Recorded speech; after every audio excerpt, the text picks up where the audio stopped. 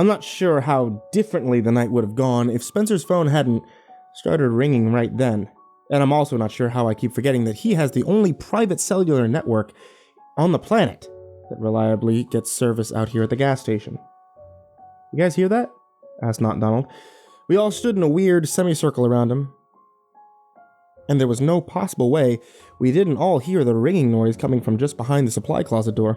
O'Brien and Rosa were between Not Donald and the supply closet, with Jerry and me on the opposite side.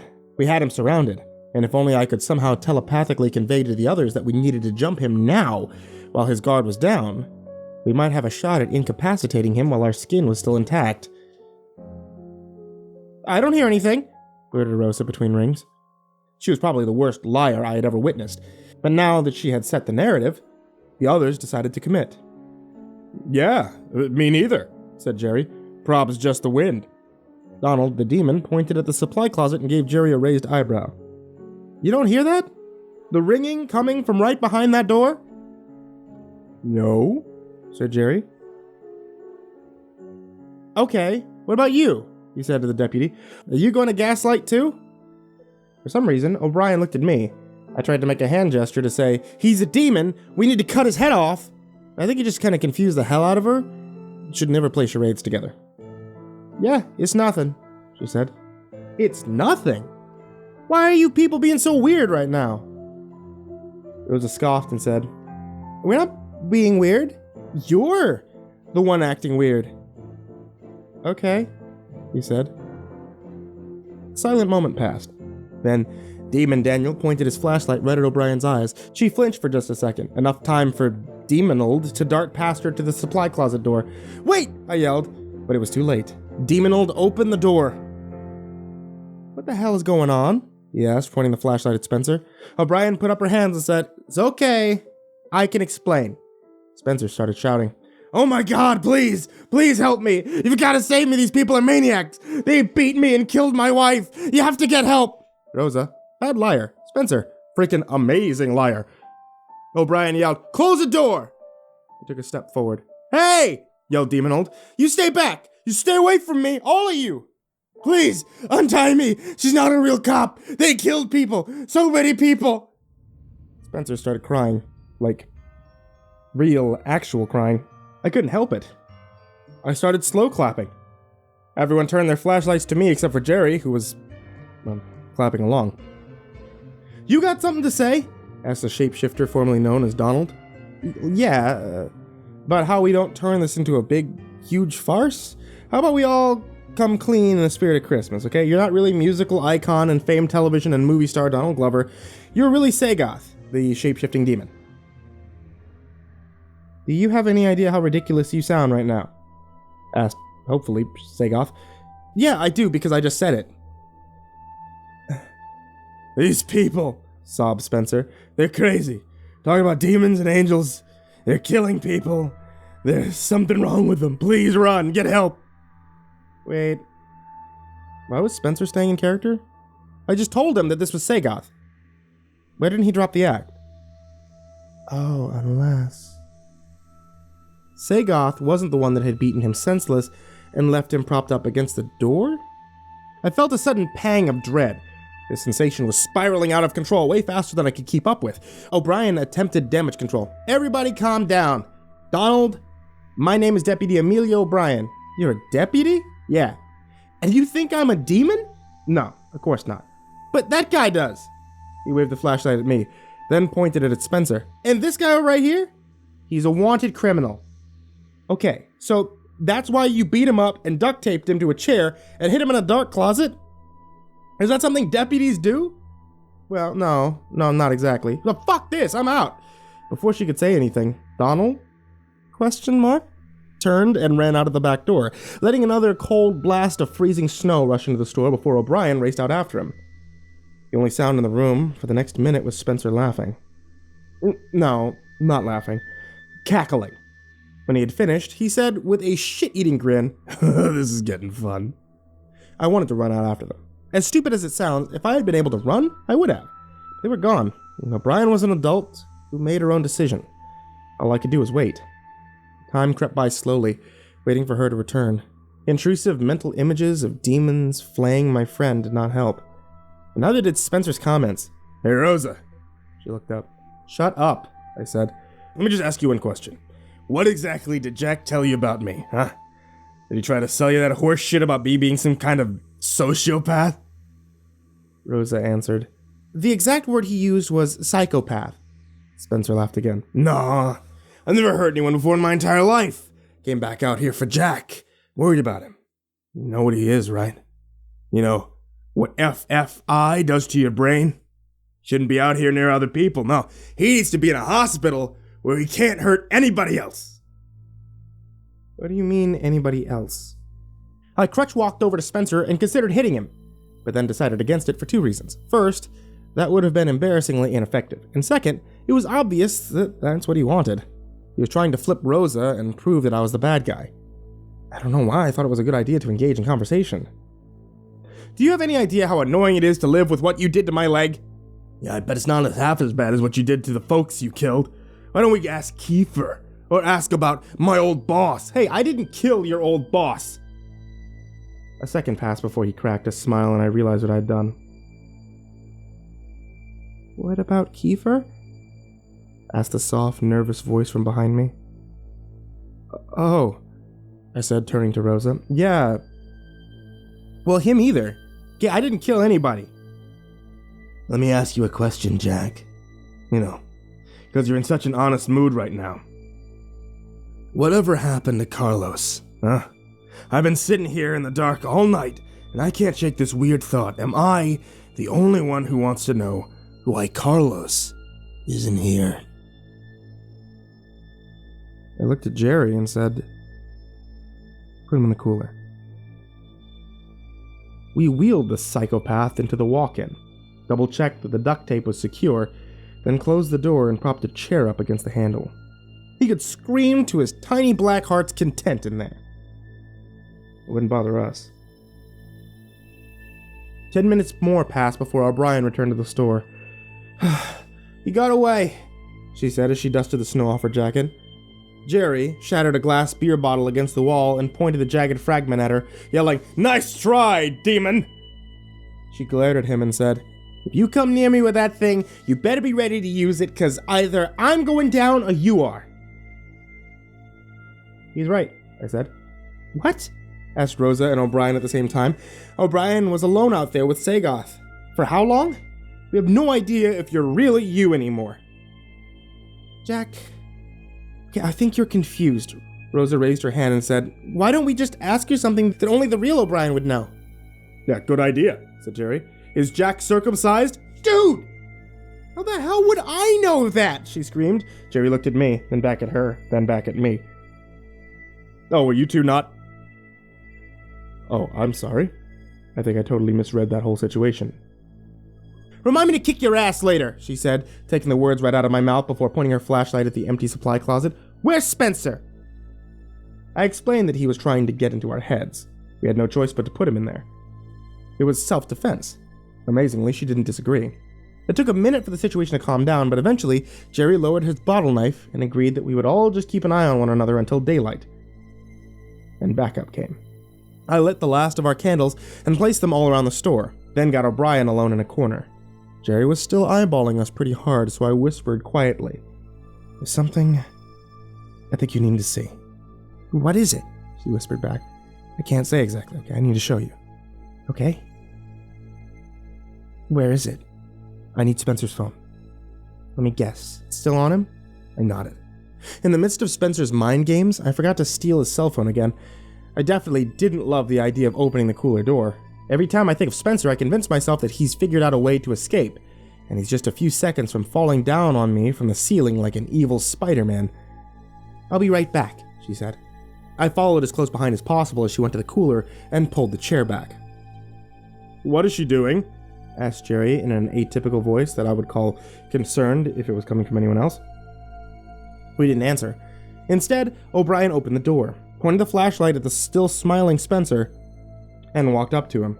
I waited until she had put her flashlight on a shelf and reached her hand into Spencer's pocket before I sprung into action, slamming the cooler door shut, pushing the chair back into place. I could hear her muffled scream and slams against the other side of the metal door. "I'm sorry," I whispered. "Dude, what the hell?"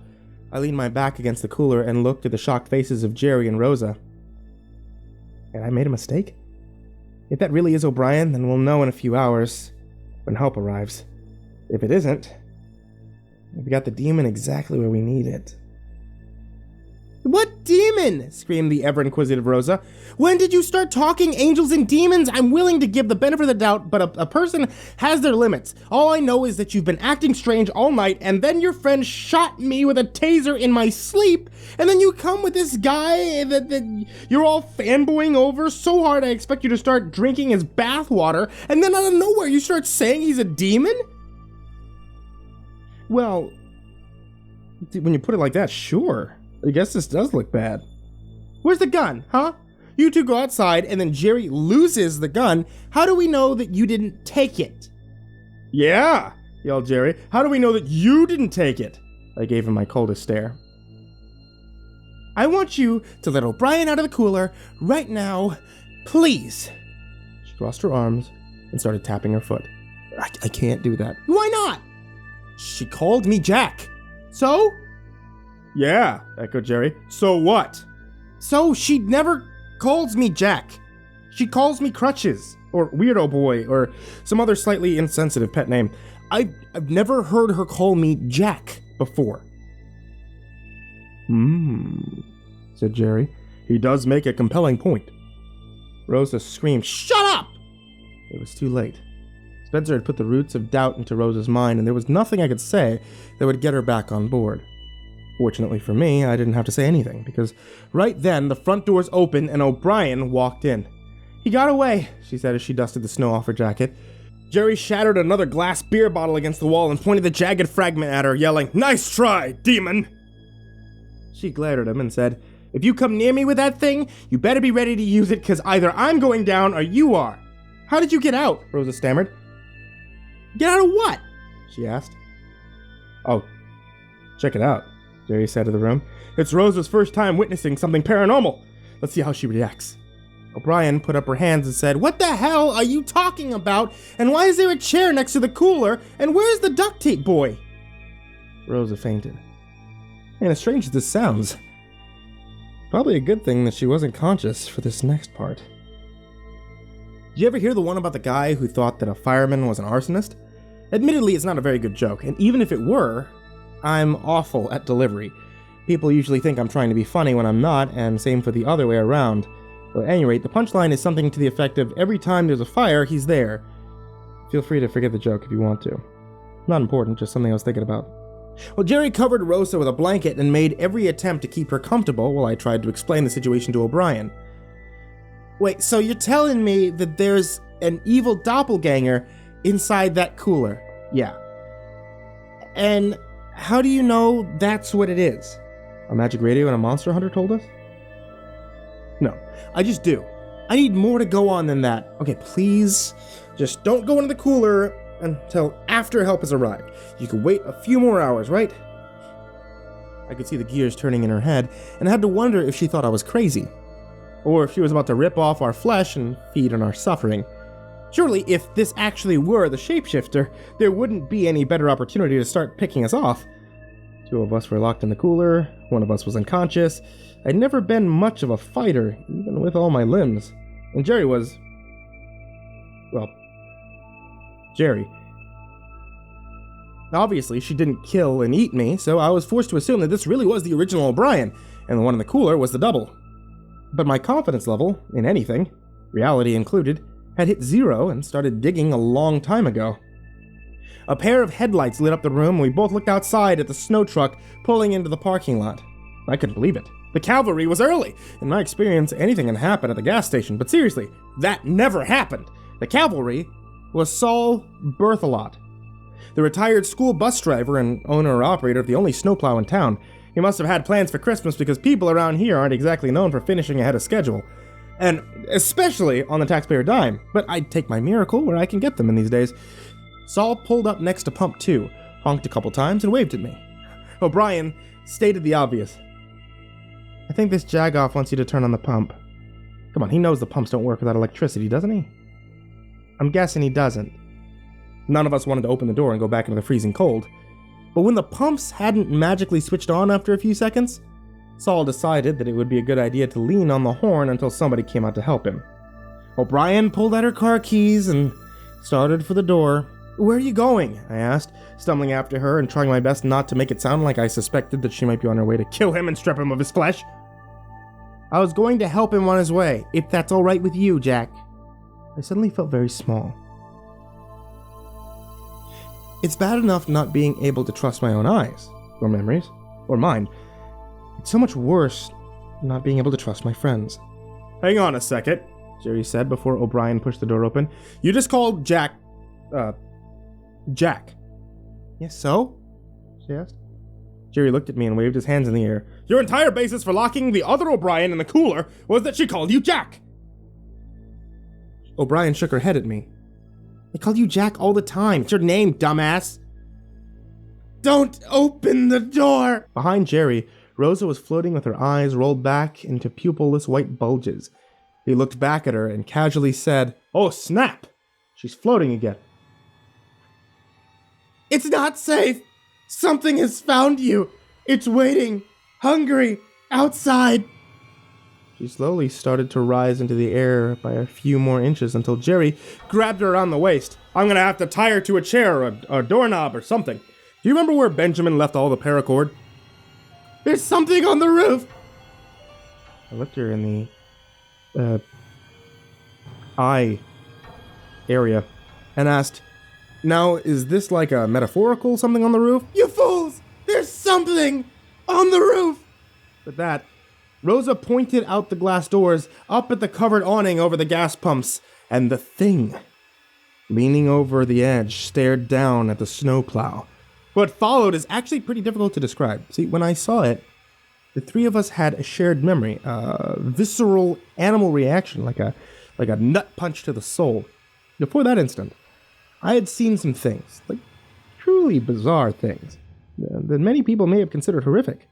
My own exposed bones, a clan of nudist zombies, a snake and spider hybrid. I could keep on with the list of things all day, but my point is, after this, I'm going to have to completely re-examine my concept of horrific. The very image of the creature, which is not even the right word for it if human language is capable of one, was something that eyes were never meant to see.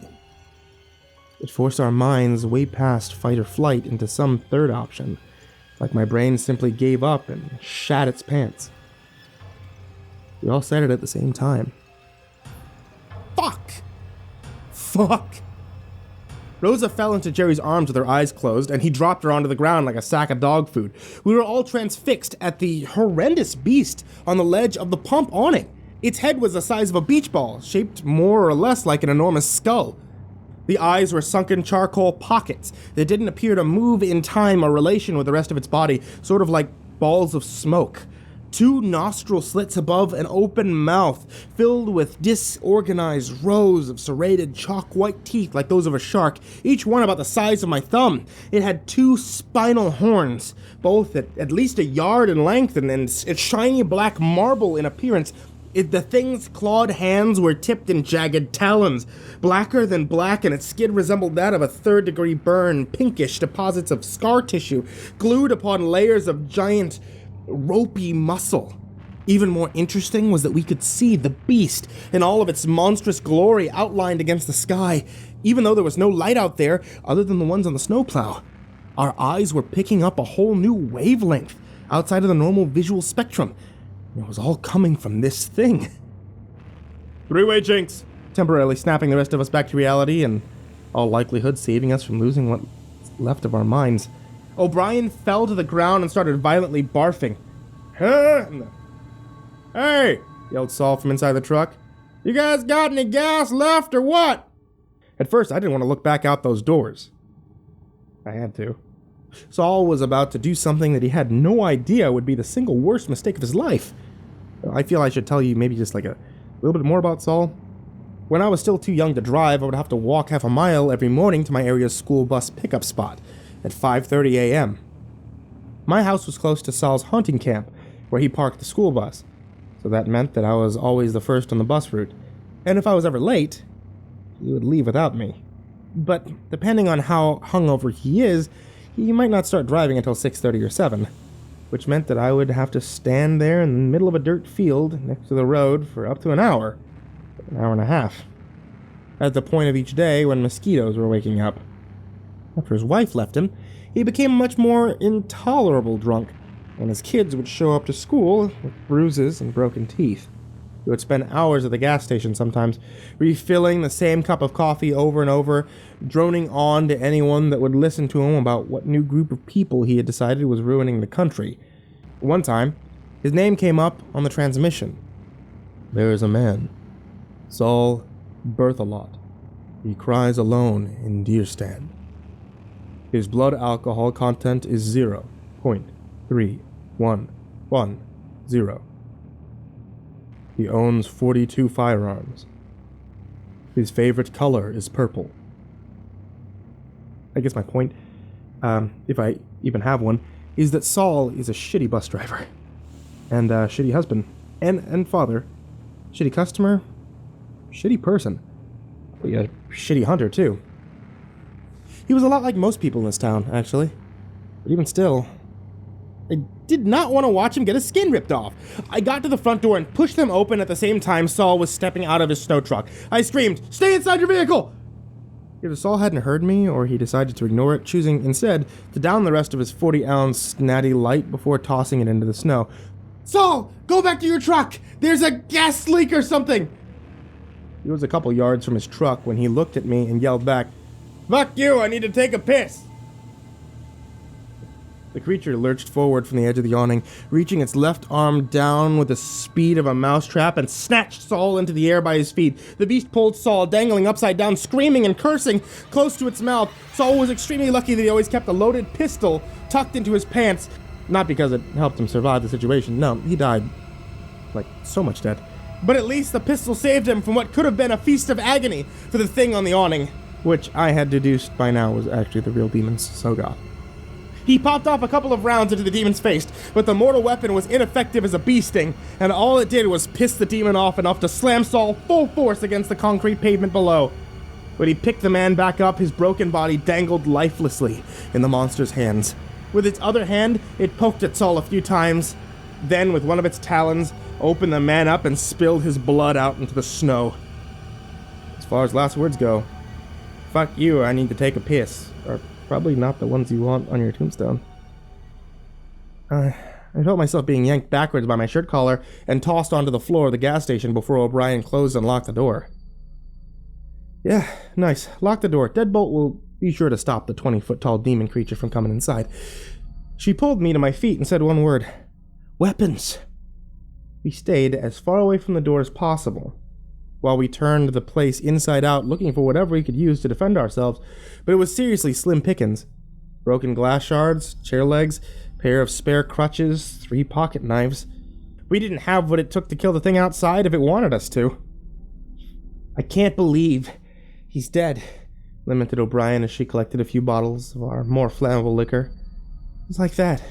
"Well," Jerry answered as he duct-taped a pocket knife to the edge of a chair leg, "he died doing what he loved. Shooting stuff." O'Brien shook her head in disgust. Jerry caught the gesture and asked, "Oh, I'm sorry. Were you and Rando close?" "Dude," I said, "I know tensions are high because it's Christmas and all, but read the room. A man just died." "So what?" said Jerry defensively. "Somebody dies every 600 milliseconds. We get focus if we have to grieve every single one of them. Are we really going to pretend that any of us are broken up about that red shirt? If we can be perfectly honest for a second, the value of human life out here at the gas station is grossly over-exaggerated, and out of the 6 people inside this building, Rosa is probably the only one of us that hasn't killed anybody." He stared at me and O'Brien, daring us to call him out on that. We all just stood still, trying to think of what to say. But there really wasn't anything to say. For all his faults, Jerry could be very Jerry-ish sometimes. And it's easy for me to forget that when I first met him and he was trying to get me to join a murder cult. "Well," I said finally, "it's only her first day." We allowed ourselves a short, awkward laugh before going back to hunting for weapons. I can't say exactly how much time had passed, but the three of us were ripping open every box in the supply closet when we heard Rosa say, "Hey guys, what happened?" We looked back and saw her standing in the doorway, pointing Saul's revolver at the floor. "Where'd you get that?" asked O'Brien. "I saw this thing sitting there on the ground outside. Did you guys know there's a snow truck out there?" "How did you get it?" O'Brien asked, even though I think we all knew the answer. "Just walked outside and picked it up. Why?" The annoyance in her voice had ticked up a notch. "Don't do that again." "Why not?" The annoyance in her voice had ticked up a couple more notches. "Don't worry about it." Jerry jumped in with, You didn't happen to see a terrifyingly huge hell monster while you were out there, did you?" She squinted at him and said, "No. Why, did you lose one?" O'Brien reached out and snatched the gun from her. "Hey! Sorry, I didn't feel like explaining to everyone why I'm the only one here that should have a gun right now." Well, that's fair. I wasn't even mad. I was, however, mad at the plan that she laid out next. Desperate times call for desperate measures, and there was one resource that we had purposefully neglected to tap before now. Whatever was left inside the cooler, we were going to need help fighting the thing outside. And whether I liked it or not, Spencer was a survivor. O'Brien checked the revolver to see that we had 4 bullets left. That would almost certainly not be enough if we needed it. The deputy opened the door, gun in hand, while the rest of us stood close behind, holding flashlights. Our job was to collectively point them into the eyes of anybody or anything that might try to jump out at us. It came to that. We didn't know what to expect when we opened the door, but the first thing we saw was the empty chair that Spencer had been duct taped to. "Hello? Is anyone alive in here?"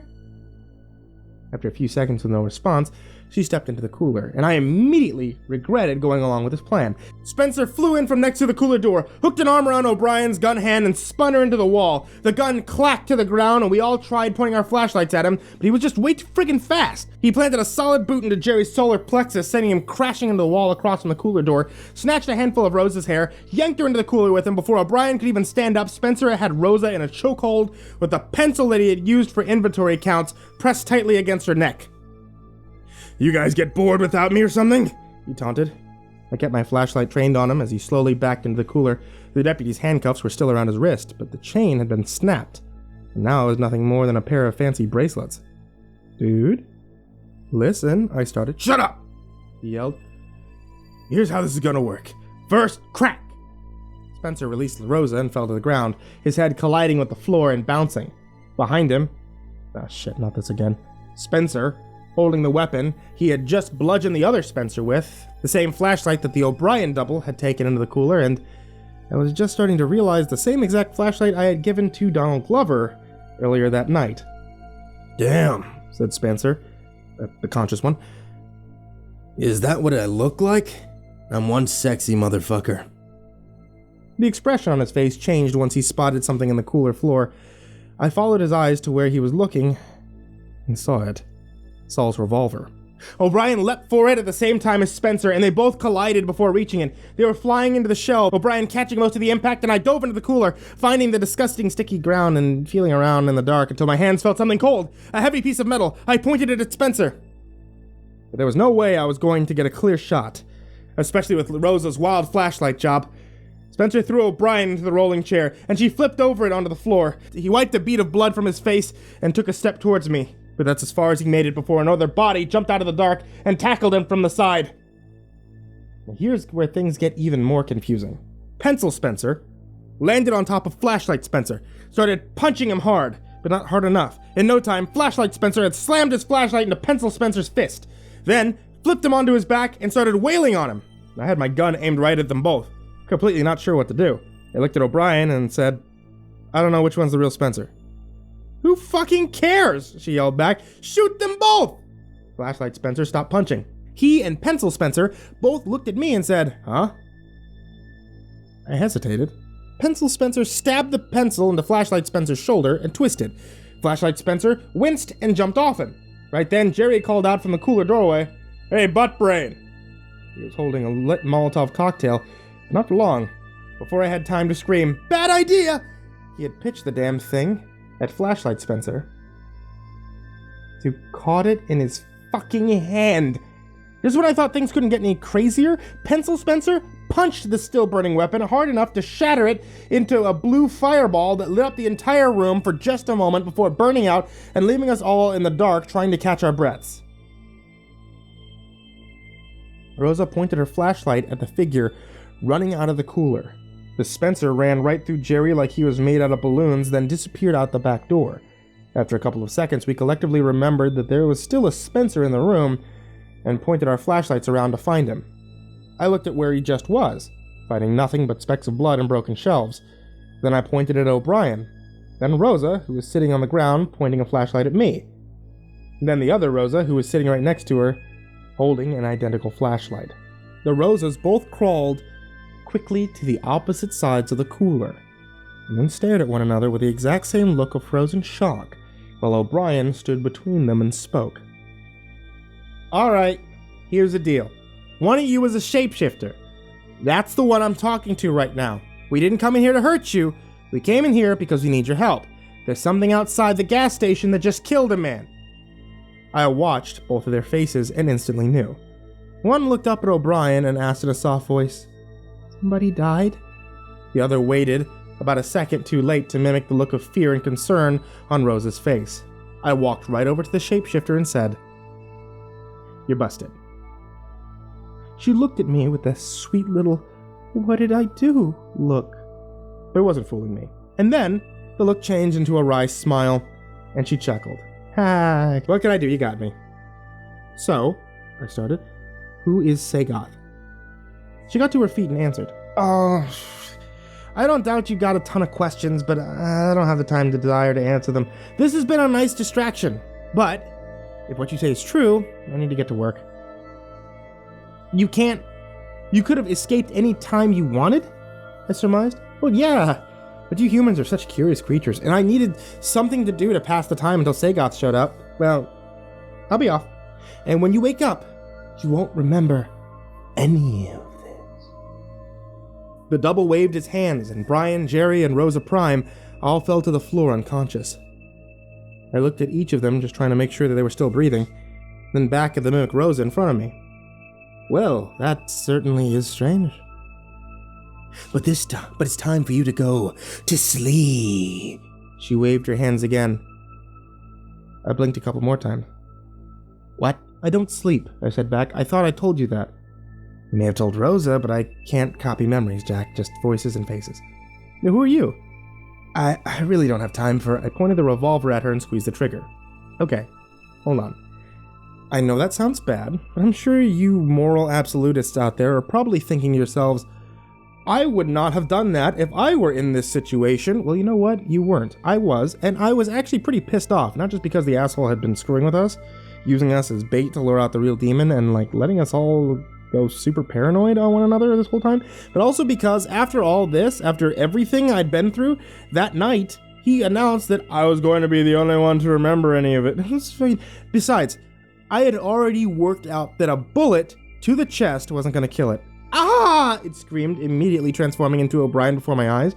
Why would you do that? All I wanted to do was help you. But if I had to kill you to get to Sagoth, I will. And you're not... I shot again, aiming for the center mass like Benjamin always said. The creature immediately transformed into Jerry. It smiled, and I shot again. And that's when it turned into someone else. It turned into her. She who shall not be named, the girl that would haunt my dreams if I was capable of having any. The creature looked at me with her green eyes and asked, "Well, are you going to shoot me again?" I sighed and lowered the gun. What's the point? It changed one last time, and then I was standing in my own presence. And I gotta say, I didn't realize how rough I was starting to look.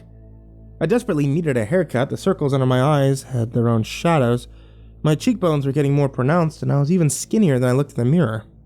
Jack, I'm gonna tell you something I've never told any human before. To me, your kind are a lot like hamsters. I don't feel compelled to explain my actions or motivations to people because you're so primitive and unevolved that you simply couldn't wrap your tiny mind around it. Okay, I said, that's fair. There's no such thing as demons. Sagoth is my responsibility. Okay? He sleeps inside of one of the wrinkles in your universe, but something has woken him up. Something I don't know. Every century or so, I have to put him back to sleep, which is why I'm here. Okay, not to hurt you, but to help you. Benjamin, in case you're hearing this right now, you were wrong. Again. Also, fuck you. The legend states, a long time ago, of demons, people saw a shapeshifter every time Sagoth awoke and feasted. Before long, humans confused us. Oh, I see. Firefighter. I'm gonna stop Sagoth from destroying your world now, Jack.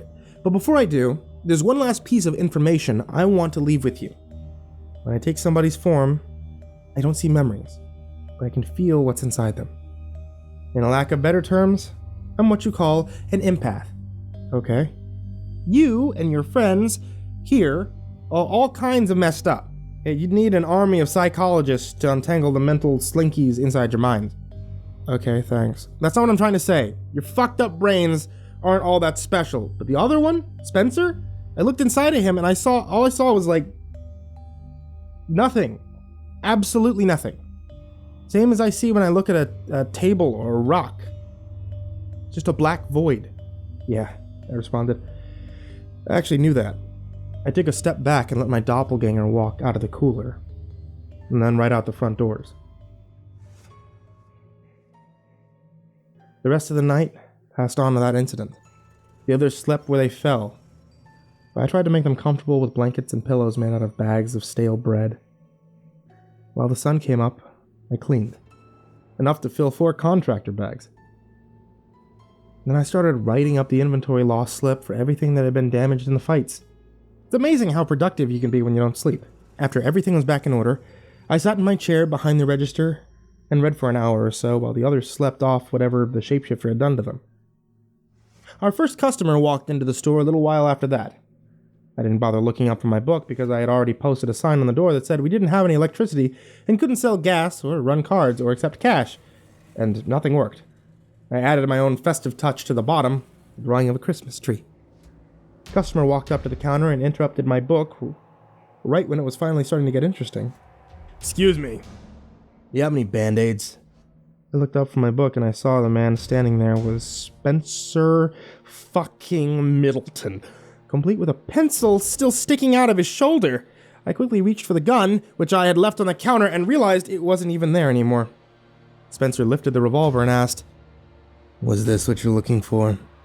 Feels a little light. You think you were gonna take me out with the first shot? I slowly dog-eared my page and placed the book on the counter before asking, Is there any way you're actually just a shapeshifter? Spencer shook his head. A minute later, we were back outside in the knee-deep snow behind the gas station. Spencer dug the barrel of the gun into my back and walked me towards the woods. When we got there, he yelled, Stop! He looked around, smelling the air, smiling, and pulled a long knife out of his sheath on his belt. Yeah, this'll work. Are you left-handed or right-handed? Why? I asked. Never mind. He grabbed my left hand and sliced my pinky clear off, and then grabbed both of my crutches and yanked them away from me. I hit the thick blanket of snow and hugged my rapidly bleeding hand wound against my stomach. The hot, wet liquid pouring out felt strangely comforting as it warmed my torso. It's nothing personal. Yeah, I just need some bait. Got a new boss now. He wants me to bag and tag something special. Do me a favor. Keep on bleeding. Won't take long for the thing to catch your scent.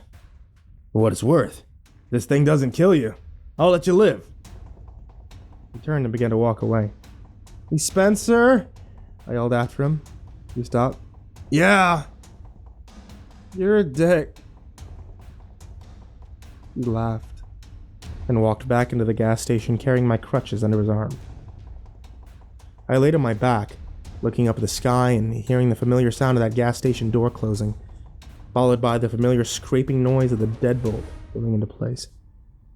If I was going to give survival the old college try, it would have to be now or never. I pushed myself along with my good hand and leg, leaving a sloppy trail of bloody snow behind me. Maneuvering in my condition was going to be difficult, to say the least, and I could sense that my vision was beginning to tunnel, which for me is a particularly bad prospect. If I lose consciousness, well, it means I'm dead. I managed to pull myself all the way to the side of the gas station before I finally decided that this was a waste of time. I wasn't getting inside, and even if I did, Spencer would just pull me right back out. There was nothing left to do but hope for one more miracle. Hey, Jack. What are you doing out here? I looked up to see my old friend Tom, with his white hair perfectly matching the snowy landscape. And Tom was the first deputy that they sent out to babysit us, and the first one to die. I squeezed my bloody nub against my armpit to try and slow the bleeding as I worked out if I was looking at a ghost, a hallucination, or the shapeshifter, and realized that I generally couldn't tell. Spencer's using me for bait? Tom instantly morphed into a 7-foot-tall, 400-pound Samoan covered in scars and tribal tattoos. That limited the options down to hallucination or shapeshifter. That punk is back! He barked. Yeah? Well, I guess I need to teach him a lesson about... He stopped and turned back to the woods. Something out there was crunching loudly through the forest, snapping through the branches and causing a hell of a lot of noise as it approached. The Samoan figure crouched next to me and whispered, Sorry. Looks like we don't have time to get out of here. Sagoth has smelled your blood and now he's coming for you. Oh, that sucks. Listen to me very closely. There's one thing you need to know about Sagoth. He has one weakness, and that is this. He cannot hurt you if you do not look at him. Do you understand? No. Close your eyes. No matter what happens, no matter what you hear, keep your eyes shut until you hear me say the words, Salute him. Till then, he'll do everything he can to trick you into opening your eyes. Once you do that, all bets are off. He'll start with your eyelids. Do you understand? Still no? Shapeshifter sighed and said, Close your eyes! Right then, I saw it. Sagoth. Pushing his way through the forest, he stood as tall as the trees, horrendous and humanoid, with an aura of inconceivable terror and a face that screamed all things dark and hateful. I shut my eyes and instantly felt blessed relief. It's okay, said a sweet, gentle voice. You can look now. It's safe. He'll do everything he can to trick you to open your eyes. No, that's okay, I said. From behind me, I heard O'Brien screaming, Jack, help me! I have to do better than that. All at once, I felt them crawling all over me. Insects, they chirped and squeaked as they flooded my pant legs and under my clothes and even into my nose, ears, and mouth. I gagged and swatted at them, but still pressed my eyes shut as hard as I could. A burning heat blasted across my face. I heard the giant being scream from inches away, Maggot, open your eyes and behold your damnation! No thanks, I yelled back, and then he brought the big guns. The next thing I knew, I was falling. There was no earth beneath me, only air, whipping past my skin as I plummeted down, down, down! It's a good thing I'm still a coward, because I think squeezing my eyes shut in a situation like that was actually my natural reaction. And after falling for what felt like ages, I finally landed on a warm ocean. This was about to get really tough. I kicked and screamed at the water around me with no idea which way was up or down. I was certain that I was about to drown, but still, I kept my eyes shut. Eventually, I could feel myself rising. The air left in my lungs was maybe possibly enough to pull me to the surface. I held off for as long as I could until my lungs ached with a pain that was almost as bad as death, and still, I had not broken the surface. This was it. The moment I would finally die. But if I had to go, I wasn't going to give that douchebag demon the satisfaction of knowing that he'd beaten me. I kept my eyes shut, put up 2 middle fingers, and took a deep breath of water. Which, of course, turned out to be air. And as soon as I inhaled, I was transported back to the snow-covered patch of dirt next to the gas station, completely dry and still freezing to death. The air suddenly reeked of boiled eggs, and a girl's voice said into my ear, Salute him. You can open your eyes, Jack. Sagoth is back where he belongs. I cautiously opened one eyelid and looked at the amazingly beautiful woman standing beside me and asked her, So, he's gone? For now. It's interesting. Most people crack at spiders and look, but you got all the way to the ocean. I don't expect this to mean much to you, but I'm actually impressed. A metal pole erupted from out of the center of her chest. She fell to her knees and coughed up copious amounts of blood. She looked down at the thing with a bewildered expression and fell over onto her side. The pole was thin like an arrow, covered in serrated hooks, and once she hit the ground, I could see that it was actually a spear. The other end of it protruded from her back with a black cord connected to it running all the way across the yard to the feet of Spencer Middleton. He dropped the harpoon gun and whistled to himself as he walked the distance to where the shapeshifter was still gagging, still twitching, and grabbing onto the pole that impaled her. As he came closer, she started changing from one form to another, a giant bodybuilder, an Olympic-style wrestler, a morbidly obese man, a child, Jerry, O'Brien, me, Spencer, and then it started switching faster and faster, 10 different people each second, all of them holding onto the spear and bleeding out into the snow. It went through 100 of them before finally stopping and settling on that of a frail, old Asian woman. Tiny and wrinkled, more white hair than black.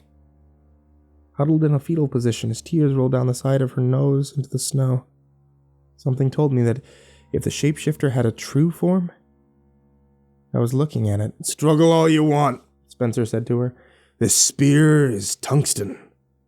You can't pull it out or break it. I own you, and in a minute, dead or alive, I'm going to sell you. He grabbed her around the neck and dragged her away. All I could do was watch them go. She connected eyes with me, until Spencer had dragged her around the side of the gas station. And then, that was it. I was alone. I couldn't move anymore. Even breathing was beginning to become a near impossible task. I thought about how strange this was going to look to Jerry, or O'Brien, or whoever was going to be unlucky enough to find me out here, clutching my four-fingered hand under my armpit and staring into the forest.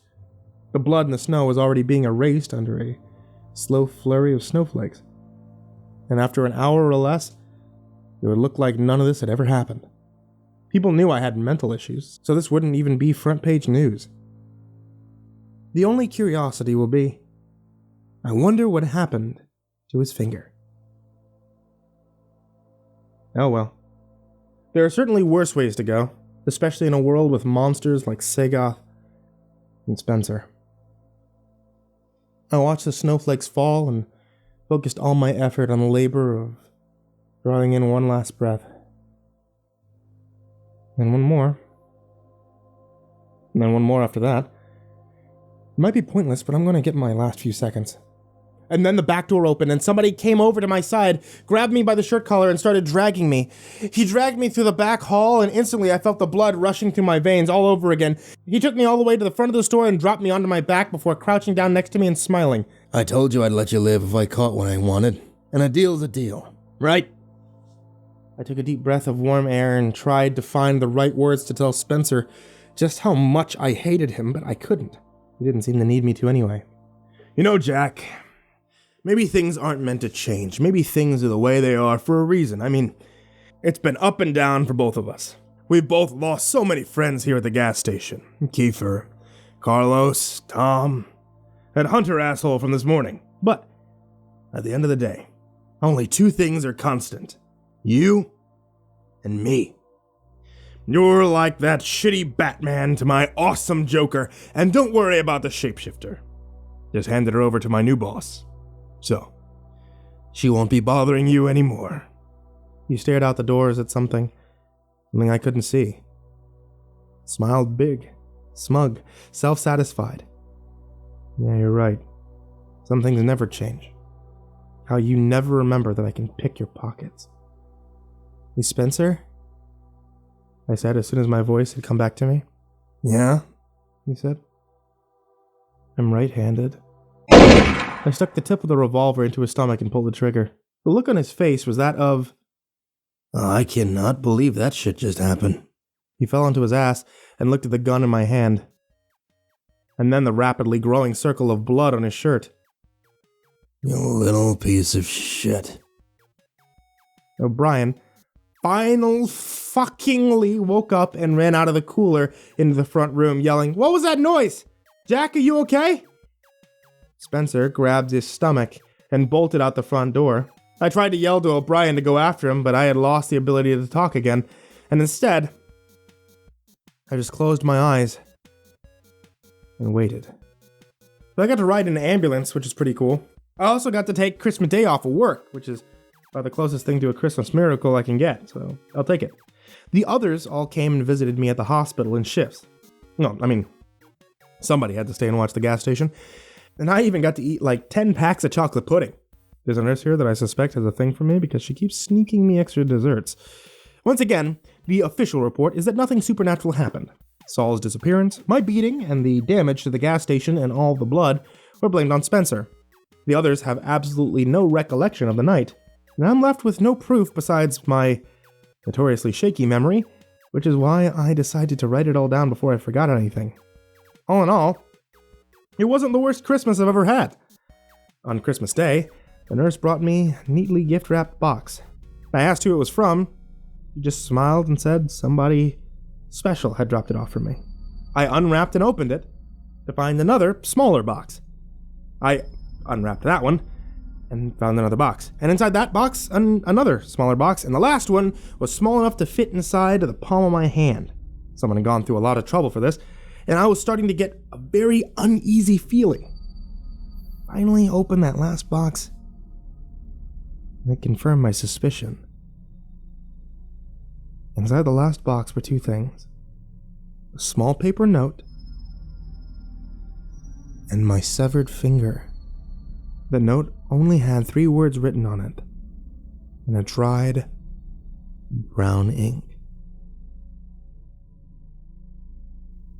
Merry Christmas, Jack.